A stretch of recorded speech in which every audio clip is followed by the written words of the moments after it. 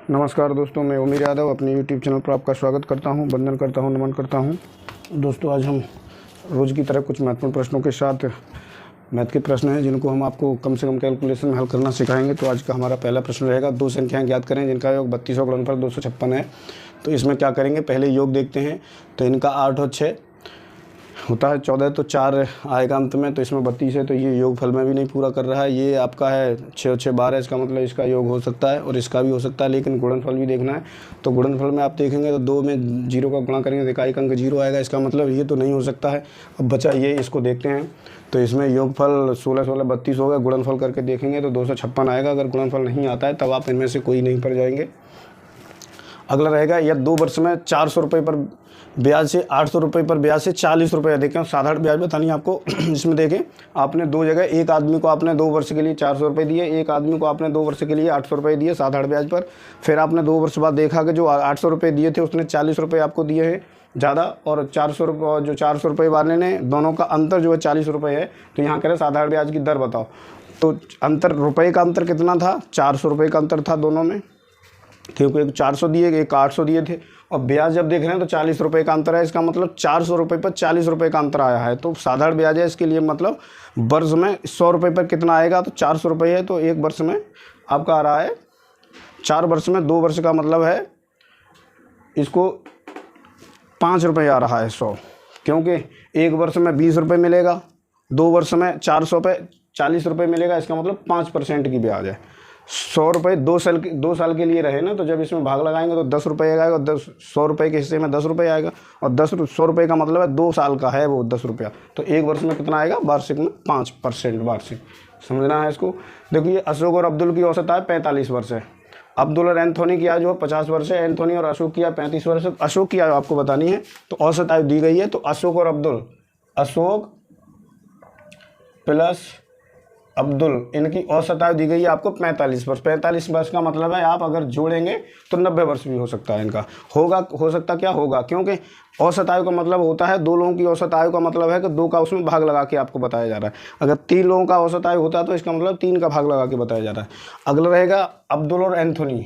जो Abdul plus Anthony है, इनकी औसत आयु यहाँ दी गई है। तो इसमें भी आप ये 50 दी गई है, तो इसका मतलब 100 वर्ष है दोनों की आयु का आयु। अगला है जो उसमें एंथोनी और अशोक की औसत आयु 35 वर्ष है। एंथोनी प्लस अशोक, इनकी औसत आयु कितनी है? 35 वर्ष है, इसका मतलब 70 वर्ष इनका योग रहेगा। अब अगर इनको डबल तीनों को जोड़ें, इन तीनों लाइनों को, 1 और 2 और तीनों को, तो इसका मतलब अशोक का, अब्दुल और इनका तीनों का नाम 2 बार आएगा। तो 2 बाहर लिख सकते हैं। तो अशोक प्लस अब्दुल और प्लस एंथोनी, ये तीनों का कितना आ रहा है आपका? इनको जोड़ सकते हैं। जब इनको जोड़े 90 और 100 190 और 70 260, इसका मतलब 260 है तीनों की औसत आयु है। क्योंकि औसत आयु तो लिखी गई थी, तो औसत आयु ये लिखी गई थी, लेकिन उनका गुणा करके हम लोग बताए हैं। तो अब अगर इनका जोड़ेंगे और दोगुना करेंगे तो 2 का मतलब है 2 डबल बार जोड़ दिया इनको।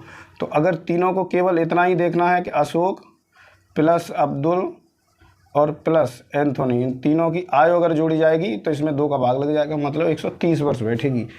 तीनों की वर्ष अगर जोड़ेंगे उम्र तो 130 बैठती है। अशोक और अब्दुल की जोड़ते हैं 90 होती है, अब्दुल एंथोनी की 100 होती है, एंथोनी अशोक की 70 होती है। तो यहाँ पूछा गया है आपसे अशोक की आयु बतानी है। तो अशोक का मतलब है इन दोनों की आयु को आप घटा देंगे 130 में से, तो अशोक की बच जाएगी, क्योंकि तीनों की 130 है। तो अब्दुल और एंथोनी कितना है? अब्दुल और एंथोनी 100 वर्ष दी गई है। तो अशोक की आयु कितनी रहेगी? 130 तो तीनों की है, और इन दोनों की बताई है 100 है, तो इनका 30 वर्ष आएगा। 30 वर्ष आएगा, तो इसका मतलब 30 वर्ष। अब अगर अब्दुल की पूछता तो अशोक और एंथोनी की इसमें दी गई है उसको घटाते, एंथोनी पूछता अशोक और अब्दुल की घटा देते 130 में से, तीनों का निकल आया और 2 करके भी निकल आया। तो इसमें कोई आंसर में दिक्कत नहीं होनी चाहिए, किसी का भी पूछ ले। अगला आपका प्रश्न रहेगा, आपको वर्गमूल बताना है। वर्गमूल में क्या है? 33 माइनस 4 अंडर में 35 का वर्गमूल आपको बताना है। वर्गमूल अगर साधारण संख्या होती है, इसमें वर्ग नहीं होता, तब तो हम लोग निकाल देते भाग विधि से, लेकिन यहाँ पूछा है तो यहाँ का क्या करेंगे? 33 माइनस 4 को आप 2 गुणा 2 लिख सकते हैं, और इसको 7 गुणा 5 भी लिख सकते हैं। अंडर ये 35 है, ये भी 35 है, कोई अंतर नहीं आया। इसमें 33 माइनस 2 अंडर में 2 नहीं, ये 2 ही रहेगा। और अंडर रूट में आपने 7 लिखा, गुणा अंडर रूट में 7 लिखा, 5 लिखा, इसमें अलग अलग कर दिए। एक ही वर्गमूल में थे, दोनों को हम लोग अलग अलग कर दिए, फिर भी कोई दिक्कत नहीं है। अब इसका मतलब है आपको बताना है ए प्लस बी का होल स्क्वायर बनाना है इसको। तो यहाँ पर ए माइनस माइनस वाला रहेगा, जब माइनस है यहाँ तो ए ये आना चाहिए, 2a ये रहेगा, b ये रहेगा। तो b का मतलब है 5 बनाना है आपको b की जगह। तो इसका मतलब यहाँ 28 + 5 लिखें, क्योंकि b वाली जगह आपको 5 लाना है इसलिए। नहीं तो 33 को तो कई तरीक़ा से तोड़ सकते हैं, 32 + 1 कर दें, 30 + 1 कर दें, लेकिन आपको कितना प्लस में तोड़ना है ये यहाँ से अनुमान लगा सकते हैं। b की जगह आपको 5 लाना है, इसलिए 28 + 5 हो गया, -2 अंडर रूट में 7 अंडर रूट में 5। और यहाँ से a की जगह भी आपको ये दिख रहा है। अब क्या करेंगे, इसको आप 4 × 7 लिख सकते हैं, +5 -2 2 अंडर रूट में 7 × अंडर रूट में 5। अब इसको आप a + b का होल स्क्वायर बनाएं, तो अगर इस पर आप वर्गमूल निकालेंगे, इस पर ये चढ़ा दें आप ऐसे करके, और इस पर वर्ग लगा दें, और इस पर भी वर्ग लगा दें, और अंडर रूट भी लगा दें, अंडर रूट। तो जब अंडर रूट पर किसी संख्या के अंडर रूट लगा हो और उस पर वर्ग भी लगा हो, तो वो संख्या फिर वर्ग से अंडर रूट हट जाता है। तो इसका मतलब अगर ये हटाएंगे तो फिर ये 5 बचेगा, और ये हटाएंगे तो ये 28 बचेगा, कोई दिक्कत नहीं आई। तो इसके बाद आप 4 का जब वर्गमूल निकालेंगे तो 2 निकल आएगा, तो लेकिन अंडर रूट पर 7 बचेगा, और प्लस यहाँ पर जो है अंडर रूट पर 5 ये वर्ग रहेगा आपका, ठीक है। इसको बाहर भी निकाल सकते हैं। अब आप देख रहे होंगे -2 × 2 अंडर रूट में 7 × अंडर रूट में 5।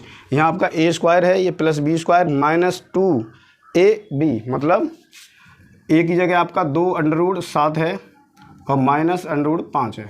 इसका होल स्क्वायर बन गया, a - b का होल स्क्वायर बन गया। अब इसका वर्गमूल निकाला है, तो क्या करेंगे, जब वर्गमूल निकालेंगे तो ये वर्ग हट जाएगा इससे, तो यहाँ प्लस भी हो सकता है, माइनस भी हो सकता है। 2 अंडर रूट में 7 माइनस अंडर रूट में 5, ये इसका आंसर रहेगा। इसमें देखिए +-2 अंडर रूट में 7 अंडर रूट में माइनस में 5 रहना चाहिए। यहाँ प्लस है तो ये नहीं माना जाएगा, क्योंकि माइनस का आना है, तो ये आपका सही विकल्प रहेगा। अगला देखते हैं। अगला गुणनफल में दिया गया इकाई अंक आपको बताना है। तो यहाँ देखिए 4 का भाग लगाएंगे, 4 × 12 3 बचेगा, 33 हो गया, 4 × 8 32 हो गया, 1 बचा, 1 का मतलब है 7 ही रहेगा यहाँ पर आपका ये 7 रहेगा। और दूसरा यहाँ पर जब पूरा भाग लगाएंगे 4 का, तो पूरा चला जाएगा, तो इसका मतलब है यहाँ पर 1 पर 4 घात बचेगी। शून्य घात नहीं लिखते हैं, 4 लिखेंगे, तो 1 पर भी 1 × 1 करेंगे तो 1 ही रहेगा हमेशा, तो ये आ जाएगा 7 × 1 मतलब 7। तो ये हमारे कुछ महत्वपूर्ण विभिन्न टॉपिक से हम लोग इनमें लगभग 5 प्रश्नों को हल करवाते हैं पर डे, और कम से कम कैलकुलेशन में और कम से कम समय में आपको हल करना सिखाते हैं, जिससे इन प्रश्नों के समय को हम लोग परीक्षा में आने वाले कठिन प्रश्नों में, जिनमें समय की ज़रूरत होती है, उनमें इनका प्रयोग कर सकें। इसलिए हम लोग इनको कम से कम कैलकुलेशन बताने की कोशिश करते हैं। इनका बेसिक आपको आना चाहिए, तभी आप समझ पाएंगे कि यहाँ से कैसे स्टेप में कूद गए।